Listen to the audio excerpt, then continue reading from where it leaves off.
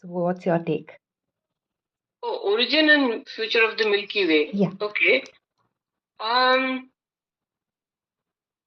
See, galaxies are formed in the epoch So of I just wanted to ionization. ask After you that, about the origin and the future of the things Milky Way, condensed, matter and there are a condensed, couple and of large questions. scale structure was So, formed. So this is a part. As part of it, the galaxies were formed, and galaxies were formed in groups and clusters because of this filamentary nature of this large scale structure formation.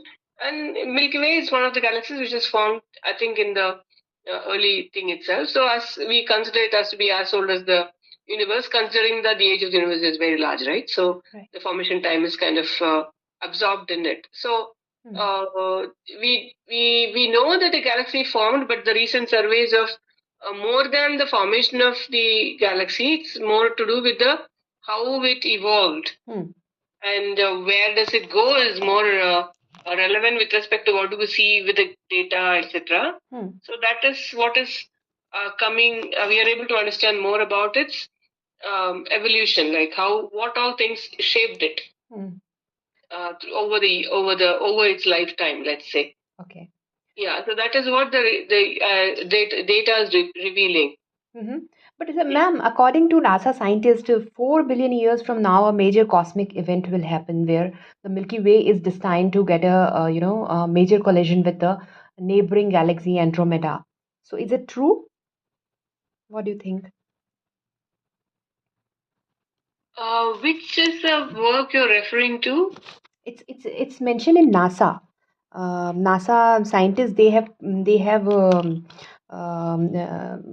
Yeah. So see, they what happens is if claimed. Hmm.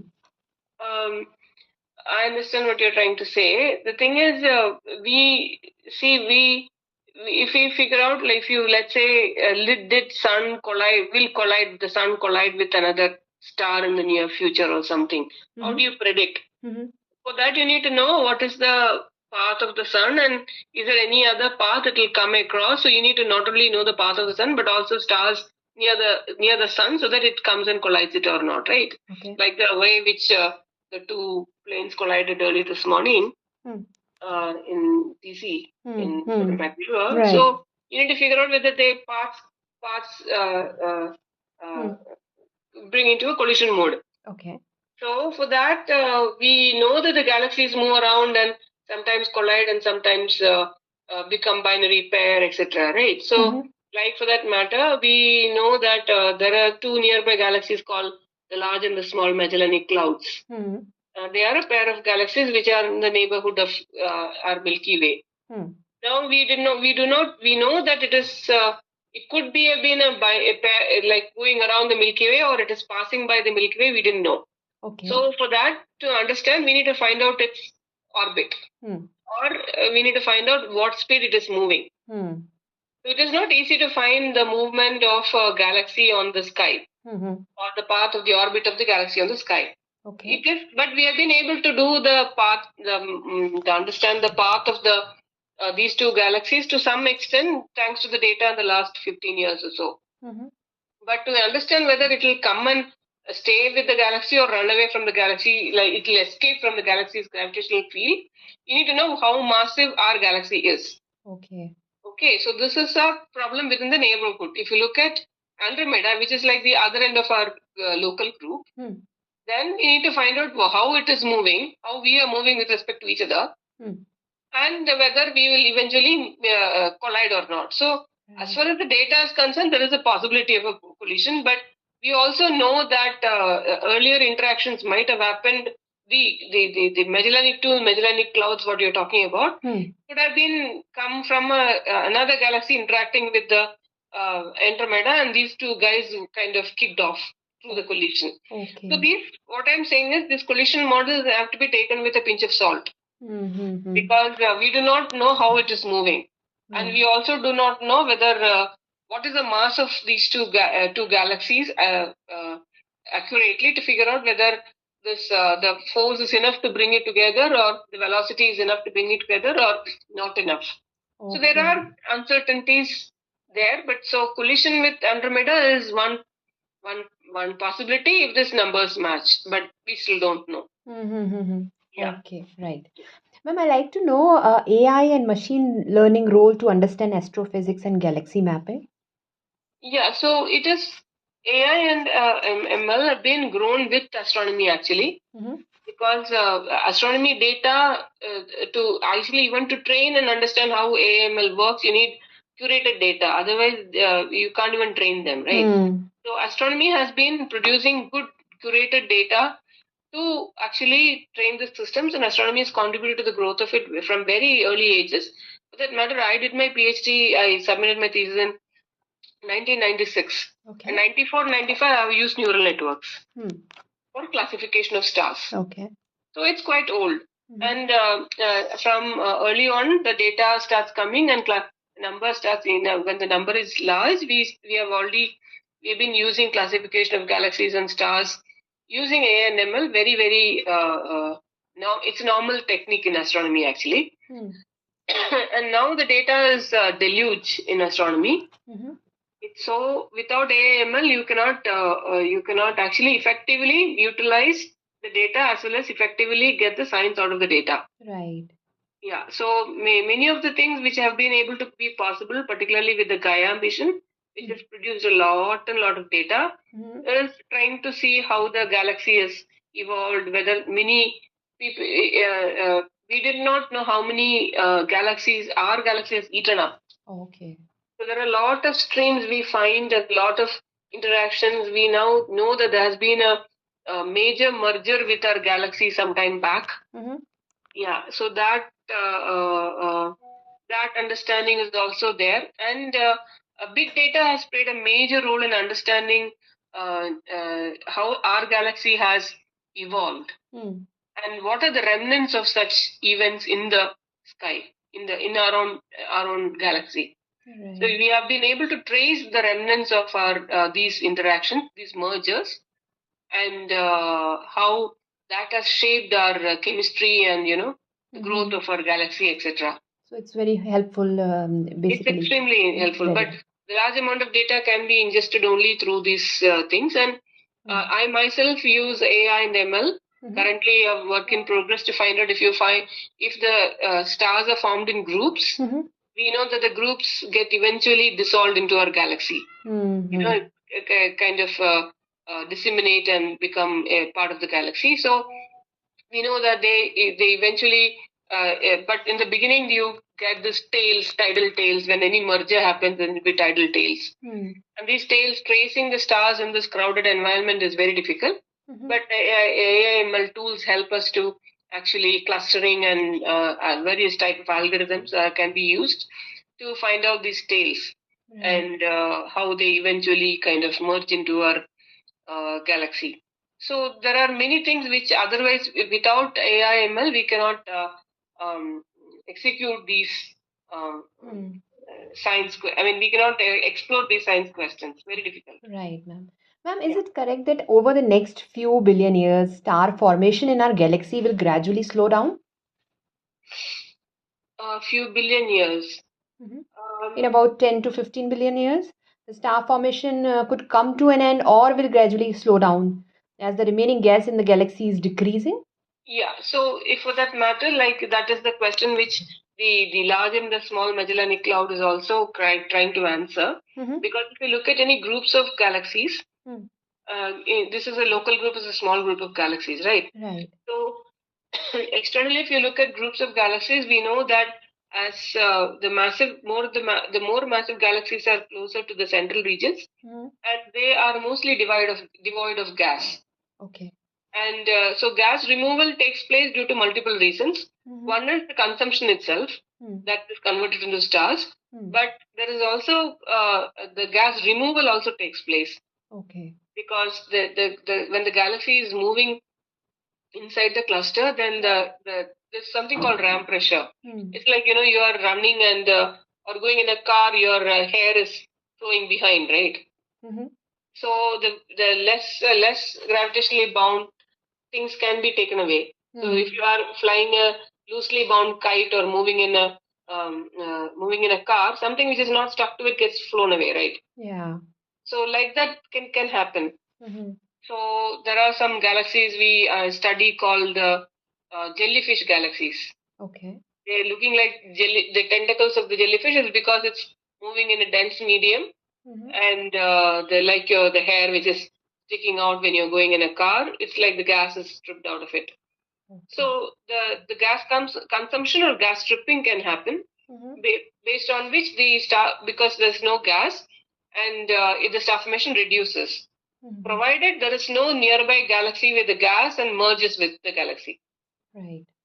So for that is the reason why the Magellanic Clouds is a surprising thing, because our galaxy has merged or accumulated, or many of them are already merged with the galaxy. There should not be any more gas-rich galaxy nearby. All the mergers have already taken place. Right. But now we see the large Magellanic Cloud as gas and small Magellanic Cloud as a lot of gas. Okay. How is it possible to have such a pair near our galaxy in this highly evolved system? So that is the dynamics we try to understand, that it is actually passing by and it is deflected by another system. Okay. It's just a chance encounter, it will go away. So once if you are devoid of any nearby systems, gaseous systems, then no more gas can fall back into our galaxy. So then there's no supply of gas, right? Right. Then the star formation can end. So these are the conditions. So in general, it's as massive galaxies evolve, they get devoid of gas and the star formation stops, provided there are no mergers. Okay, right, ma'am.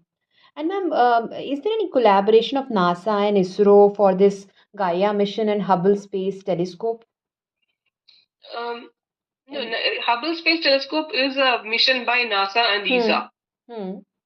There's no collaboration from ISRO on that. Okay.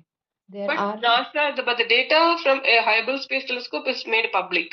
And the public can use any data which is made published by them. After some time period where only the proprietary period for the principal investigator. After that, the data is made public. Right. Anybody can download and use it. So we use data from Hubble Space Telescope very, very, very, very frequently. Okay. And which is freely available. And ma'am, period. Yeah. Right. Gaia mission is an ESA mission. Okay. European Space Agency. Right. Yeah. So there is no collaboration as such. Okay. No collaboration. It's an all-sky survey, and that also data is made available after the data releases are there. Right, ma'am. Now they have made 3 data releases, so anybody can work after that. So primary, the specific teams, they work on this primary objectives, but there are a lot of things can be done after that. Right. Yeah. And ma'am, through this James Webb Telescope, we can get more detailed information about potential galaxies and life there. Yeah, so James Webb Space Telescope is looking at the infrared part of the electromagnetic spectrum. Right. Yeah, so then you will be able to see the molecular lines which are probably present in the disk of the planet-forming stars. And they combine with the millimeter data coming from ALMA to find out the molecular emissions, etc. Regarding galaxies, it also looks at mainly the galaxies. It looks at either molecules like polyaromatic hydrocarbon. There are several lines possible to image and take spectrum. And mainly for galaxies which are redshift, like you can look back time is very large. You can see galaxies which are forming at 500 million years, kind of a thing. So when the universe is as young as 400 million years, those galaxies, the light will get redshifted to infrared. Okay. So you can see galaxies being formed. So basically, this James Webb Telescope is much more advanced than this Gaia mission and Hubble Space Telescope.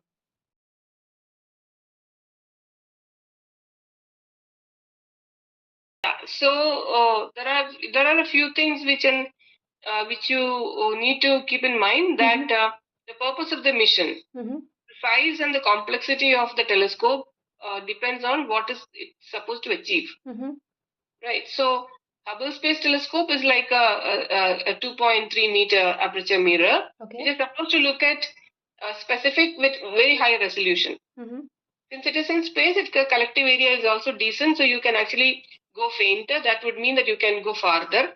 But things which you can use high resolution means you want to see a flower from a very large distance, then you need a resolution, right? Right. Otherwise, if without resolution, you'll see only the tree.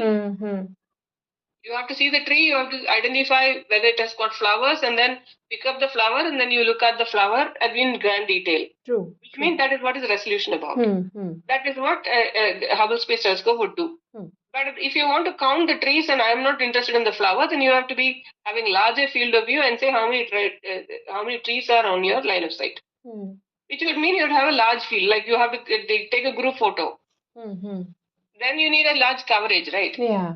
But if you want a single person standing very far away, then you need resolution. Resolution, exactly. Yeah, so Gaia is like you need a group photo. Okay. Yeah. Right. But if you want to take a very detailed picture of a person very far away, then you need HST. But that is in the optical. Okay, right. But if you want to go further deep and actually look at the redshifted galaxies, then you want to have a bigger telescope and also very, very sharp image. The sharpness is not there, but resolution. So then you have to have a bigger telescope. Right. And in the infrared. Yeah. So these are the differences. And Gaia is a very different, very clever mechanism of scanning the sky, because you have a group photo of the entire universe you want. And also how the things move. That was the main important thing. So these are all different. They're all powerful telescopes, powerful instruments with specific goals, science goals. So the instrument is designed to carry out that very, very smart instruments to achieve those goals. So they are engineering marvels by themselves, but one cannot say this is better than the other. But definitely James Webb Telescope is bigger than the Hubble Space Telescope. Okay. Because of that, it can look at distant objects and more dim objects also, fainter objects also. Got it, ma'am. And ma'am, please tell us more about this journey from proto-galaxy to spiral galaxy. Oh, okay. In short, just Yeah, so if you want to see a huge blob of, so basically the universe is filled up with hydrogen, okay? And you have some amount of 23-25% helium. Maybe 23%, you can consider 23%, and only 1% of material. That also we have understood only from the 5% or 4% of visible baryon. The rest of the thing is energy, we don't know what it is. Okay, so assuming that in that the structure formation is happening, the universe is being made, where all the material which is very, very hot in the beginning is cooling down. Right. Okay, and it cools down if you in the terrestrial phase, you have a very hot gas, it cools down, it kind of becoming clumpy. And when it's clumpy, the clump cannot condense. I mean, suddenly it starts. Very like the rain. Let's say you have a nucleation, and then suddenly the water content in that rain becomes condensed together to form a water, and then it drops. Right. So similarly, you can imagine a huge cloud condensing to form various stars, because there are density points where it condenses to form stars. Now, at some point, we understand that they could become a rotating sphere, because there could be energetics and supernova going up. Is once the stars are formed, it will start radiating. It starts heating up. Yeah. Heating up by emitting radiation or by explosion of stars. So this energetics can either stop the entire star formation, but in general, what happens is the entire cloud shrinks. In the shrinking process, suddenly there will be some rotation happening because of the something. I mean, some energetics happening. Eventually, you will have a rotation. Right. And once it starts rotating, then it cannot continue to be a ball. It will become a disk. So like a solar system kind of a disk, no? Yeah. So that is how the disk is formed, and the entire gas becomes a rotating fluid in the disk. Right. So it survives. It becomes a spiral galaxy once the gas is also there and the stars are formed. But somehow it has to keep getting gas from outside or something. If it in one go it converts all the gas into stars, then it cannot continue to form stars. Okay. So the gas gas needs to be present in the galaxy even though it is very old. So there are various mechanisms, mergers will happen, or just gas accretion happens. Okay. So that is how spiral galaxies exist. And ma'am, what's the role of early universe, and is there any impact on the formation of the Milky Way or cosmic radiation, or early universe impact, if I talk about the formation of Milky Way, so is there any impact of early universe? We are not demanding any special condition for the formation of Milky Way. It's not. Okay. As of now, we don't need to demand any special conditions. Okay. Except that the galaxy did not was probably not present in a very dense place where it got eaten up by another galaxy or merged together. So we were not unlikely to be in a very dense place where either we end up becoming very big and eating up other galaxies, or we got eaten up. That did not happen. We were in somewhere in the outskirts and relatively less dense is what I think. So that it survived like a spiral galaxy for a longer time. Okay. Yeah. Okay. Longer time means as we see, there are some galaxies which are very old and very massive and have gone very severe interactions. That's not mergers, which has not happened. Achha. Yeah. Right. And my last question, just a slight technical one. How to understand Milky Way through this Doppler effect and spectroscopy? That is how we are detecting, understanding everything. Yeah, since you are let's say you are assuming.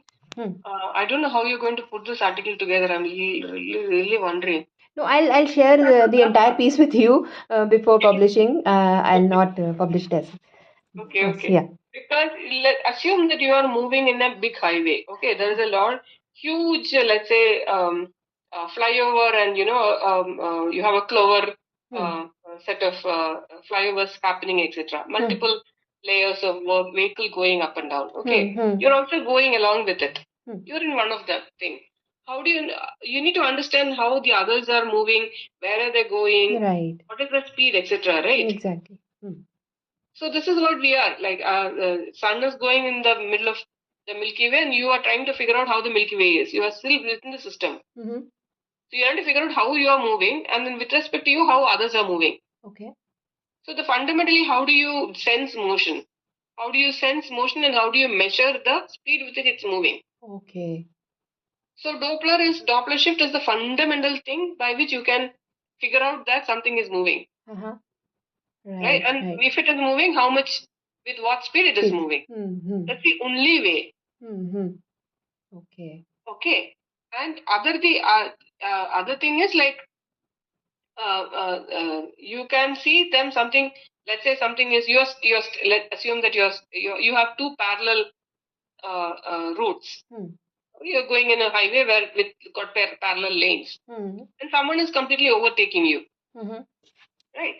So what happens is you will see it behind first, and then you will see in front later. Yeah. Right. So what happens is that positional shift. Okay. Will also tell you that it's moving. Right. Yeah. So positional shift is in the perpendicular direction. Velocity is along with you. Like a train is coming towards you or moving away from you, Doppler shift will work. But you are standing and the train is crossing you in a perpendicular way, right? You're standing in a track. Got it. Yeah. So these are two perpendicular things. So one is by positional shift. The other is something moving towards you and away from you is only by Doppler shift. You understand what is Doppler shift, right? Yes, ma'am. Yes. Okay. So Doppler shift is like the frequency get bunched. So the siren goes high, woo, like that. Yes, so so that is how you measure that this is expected to be like this, but it is more than this. So difference is given by the speed with which it's coming towards you. Okay. That's how you measure it. Got it, ma'am. Got it. Yeah. And ma'am, your closing note regarding Milky Way, just for our readers, yes. Yeah, Milky Way is a hot soup of everything. Like if you it's like a mini universe within the galaxy, right? Everything else is happening, but not in the scale is different. If you want to understand star formation, how the stars form, you can see stars forming in the nearby galaxies, including the Andromeda or the Magellanic Clouds, or very far away galaxies. But you see them as a small dot. Right. But if you want to know what exactly goes inside that and what are the nuances to make sure that do we understand them, you have to look into your own neighborhood. So you have to understand them with your own neighborhood. Right. Yeah, and then how the galaxy mergers happen, or which is very well known outside. Then you need to understand what is happening inside your system. So you get to see things in a grand detail, in a grand, much bigger way in our own galaxy, and many of the things we don't even understand about our own galaxy. In molecular formation, what molecules form here, what all things happen here, etc. So understanding our Milky Way is extremely important if you want to understand the universe better. Right. Yeah, so that the work starts from there. If you want to ask, it'll come down to one more step, that if you want to understand planetary systems, you have to understand your solar system, right? True. So that way, the understanding the Milky Way is extremely important, and chemistry, how we are there, how did we form, etc., is related to that. So from big picture to small picture, you need to Milky Way is our test bed. Right. Yeah. Right. Thank you so